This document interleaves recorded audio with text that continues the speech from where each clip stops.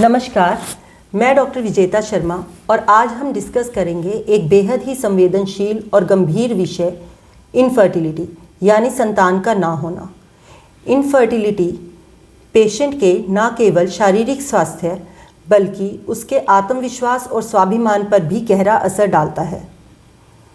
हम male infertility, female infertility, उसके कारण, लक्षण, लाइफस्टाइल मॉड्यूलेशंस और ट्रीटमेंट स्ट्रैटेजीज, मेडिकेशंस सब डिस्कस करेंगे। यानी किस प्रकार का खान पान, किस प्रकार का रहन सहन और किस तरह की दवाइयाँ लेनी चाहिए, यह सब इस वीडियो में डिस्कस किया जाएगा और आपको अपने सभी प्रश्नों का उत्तर मिल सके, इसलिए वीडियो के साथ अंत तक जुड़े रहिएगा। आज मेल इनफर्टिलिटी डिस्कस करने के लिए हमारे बीच हैं श्री कृष्णा आयुर्वेदिक अस्पताल व पंचकर्मा सेंटर के संचालक डॉक्टर दिनेश कौशिक, जो कि पिछले 18 सालों से सब तरह की बीमारियों का इलाज प्योरली आयुर्वेदिक मेडिसिन्स व पंचकर्मा के द्वारा सफलतापूर्वक कर रहे हैं और हज़ारों हताश, निराश, निसंतान दंपतियों को आयुर्वेदिक औषधियों से बिल्कुल ठीक किया है और उन सब को स्वस्थ सुंदर संतान का सुख प्राप्त हुआ है। आज वे हमारे साथ जुड़े हैं इनफर्टिलिटी पे अपने एक्सपीरियंसेस, अनुभव और ट्रीटमेंट स्ट्रेटजीज डिस्कस करने के लिए। तो मैं डॉक्टर दिनेश कौशिक का स्वागत करती हूँ। नमस्कार। इनफर्टिलिटी आजकल एक सेंसिटिव और गंभीर बीमारी के रूप में बढ़ रहा है। यह तनाव, अवसाद और अकेलेपन का भी मुख्य कारण बनता जा रहा है। इनफर्टिलिटी यानी कि संतान न होना स्त्री और पुरुष दोनों को समान रूप से प्रभावित करता है। संकोचवश बहुत से पेशेंट इसको डिस्कस नहीं करते प्रॉब्लम को, और उस वजह से डर और सोशल प्रेशर की वजह से अपनी प्रॉब्लम को बढ़ा लेते हैं और अनावश्यक दवाइयों का प्रयोग करते हैं, जिससे ये प्रॉब्लम बढ़ जाती है। मेल इनफर्टिलिटी में मुख्य कारण जो है ओलिगोस्पर्मिया यानी कि स्पर्म काउंट का न बनना। स्पर्म की क्वालिटी ठीक नहीं होती है, स्पर्म एक्टिव कम होते हैं, स्लगिश होते हैं, इमोटाइल होते हैं यानी कि डेड। एजोस्पर्मिया, स्पर्म बनते ही नहीं है। स्पर्म हार्मोन इम्बैलेंस की वजह से और ब्लॉकेज की वजह से, अनडिसेंडिंग टेस्टिस और इरेक्टाइल डिसफंक्शन, सेक्सुअल वीकनेस और अपना हार्मोन इम्बैलेंस की वजह से स्पर्म का जो इम्पोटेंसी एक तरह से और टाइम कम लगना। यूटीआई, यूरिनरी ट्रैक इन्फेक्शन यानी कि पेशाब में जलन, और पेशाब में जलन की वजह से टाइम कम लगता है। और नाइटफॉल, ये सभी दिक्कतें आजकल बढ़ रही हैं। इनका मूल जो कारण है वो आजकल का खान पान, रहन सहन है। मैदे से बनी चीज़ों का ज़्यादा प्रयोग करना और स्पाइसी और फ्राइड फूड, अल्कोहल, स्मोकिंग और नॉन वेज कम लें। आप अपनी डाइट में हेल्दी डाइट लें। हेल्दी डाइट में आप रात के समय गर्म दूध का प्रयोग कर सकते हैं और अपना जो खजूर है, अंजीर है, मखाने हैं, बहुत ही एक्सीलेंट रिजल्ट आता है इनका। और खाना समय पर लें और ज़्यादा से ज़्यादा मात्रा में फ्रूट्स, दही, लस्सी इनका सेवन करें। ड्राई फ्रूट्स का भी सेवन बहुत लाभदायक है। इसमें कुछ आयुर्वेदिक औषधियाँ बड़ा ही एक्सीलेंट रिजल्ट देती हैं, जिसमें आप त्रिफला, आंवला और गुलकंद का प्रयोग कर सकते हैं। अश्वगंधा का भी प्रयोग कर सकते हैं डॉक्टर साहब।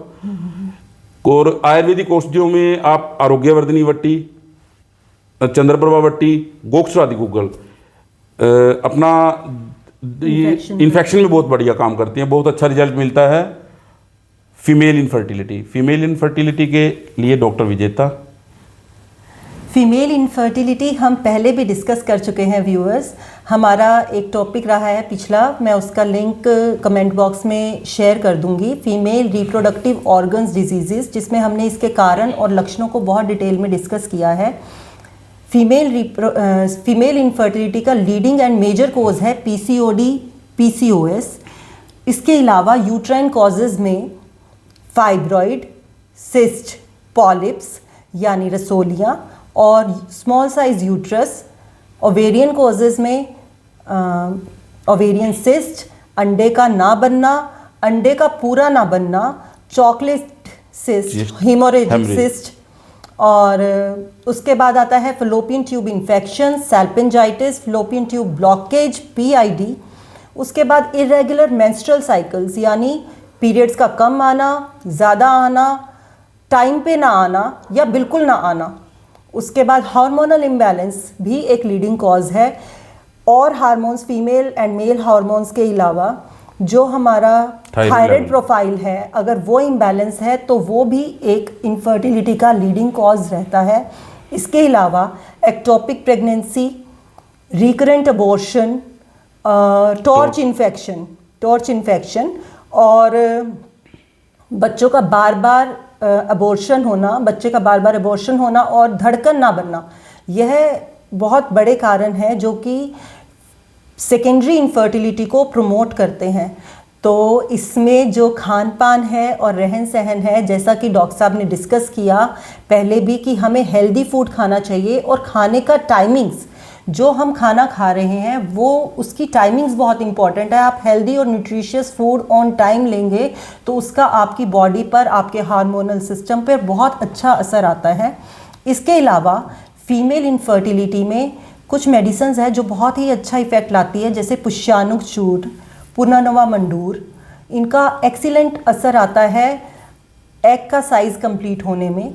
दशमूलारिष्ट, अशोकारिष्ट, कुमारी आसव, यह भी आपकी मेंस्ट्रुअल साइकिल्स को बिल्कुल रेगुलर और अपडेट कर देती हैं। और इसके अलावा मैं आप सबको यह बताना चाहती हूँ कि सुंदर व स्वस्थ संतान पाने का सपना किसी एक का नहीं, आप दोनों का अधिकार है। इसलिए आपसी प्यार, सम्मान और विश्वास बनाए रखें, एक दूसरे का साथ दें, साहस बने और संकोच ना करें। Because together you can and we will win over infertility and bring into life the most precious gift of God, a healthy baby. That too without any intervention and surgery and side effect. And आइए आप सब अपना सुंदर, स्वस्थ और गुणवान संतान पाने का अपने अधिकार को प्राकृतिक रूप से साकार कीजिए और इनफर्टिलिटी को मुंह तोड़ जवाब दीजिए with tremendous and incredible Ayurveda at Shri Krishna Ayurvedic hospital, Cheeka, Haryana. Till then keep smiling, stay confident, खुश रहिए और अपना आत्मविश्वास बनाए रखें। Thank you so much.